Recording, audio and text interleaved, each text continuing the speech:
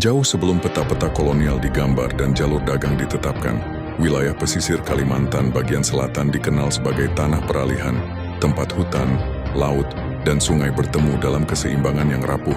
Di masa itu, para tetua Banjar menyebut sebuah wilayah bernama Saranjana, yang artinya tempat bernaungnya pengetahuan dan ketenangan.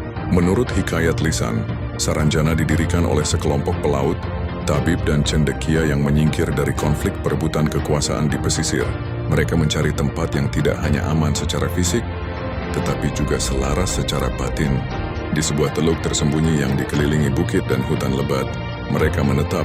Tanahnya tidak luas namun kaya akan air bersih dan kayu keras seperti ulin. Para pendiri Saranjana percaya bahwa sebuah kota hanya akan bertahan jika manusia hidup seirama dengan alam dan makhluk tak kasat mata.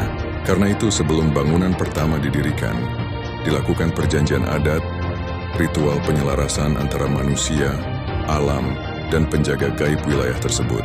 Berbeda dengan kota-kota besar pada masanya, Saranjana tidak tumbuh secara ekspansif.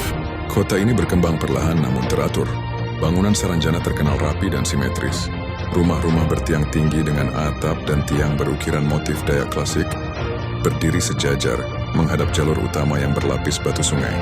Di pusat kota terdapat balai besar tempat musyawarah, dikelilingi taman dan kolam penjernih air. Menariknya, banyak saksi menyebut gaya bangunannya terlalu modern untuk ukuran zaman itu, seolah dibangun oleh peradaban yang melampaui masanya. Masyarakat Saranjana menguasai pengolahan logam sederhana, sistem pengairan alami, dan pencatatan pengetahuan berbasis simbol, bukan huruf biasa. Pengetahuan diwariskan secara lisan dan melalui ukiran kayu, sehingga tidak mudah rusak oleh waktu.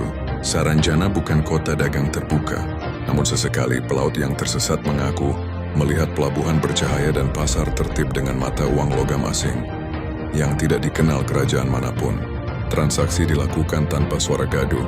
Segala sesuatu terasa teratur, seolah diatur oleh hukum yang tak tertulis. Penduduk Saranjana digambarkan sebagai manusia berpenampilan biasa, rapi, bersih, dan berwibawa.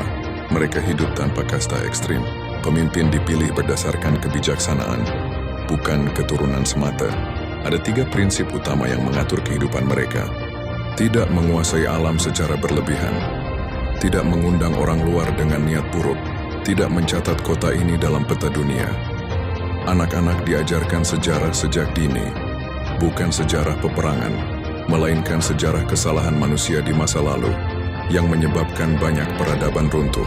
Sekitar abad ke-18, ketika bangsa asing mulai memetakan wilayah Nusantara dan eksploitasi sumber daya meningkat, Saranjana menghadapi ancaman terbesar. Menurut cerita, para tetua menyadari bahwa kehadiran peta dan keserakahan akan menghancurkan keseimbangan kota. Maka dilakukan musyawarah besar. Keputusannya, Saranjana tidak akan dihancurkan, tetapi dipisahkan dari jangkauan persepsi manusia biasa. Sejak itu, kabut abadi sering muncul di wilayah tersebut. Kota tetap ada, lengkap dengan lampu, suara, dan kehidupan. Namun hanya bisa dilihat oleh orang-orang tertentu. Mereka yang tersesat tanpa niat buruk, mereka yang hatinya tenang dan tidak serakah, atau mereka yang dipanggil oleh kota itu sendiri.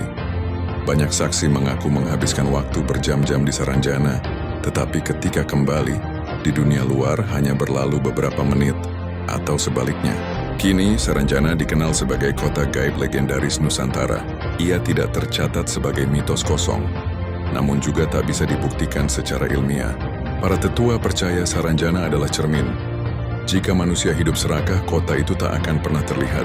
Jika manusia kembali menjaga keseimbangan, Saranjana akan muncul, bukan sebagai tempat tinggal, tetapi sebagai pengingat. Saranjana tidak hilang, ia hanya memilih untuk tidak ditemukan.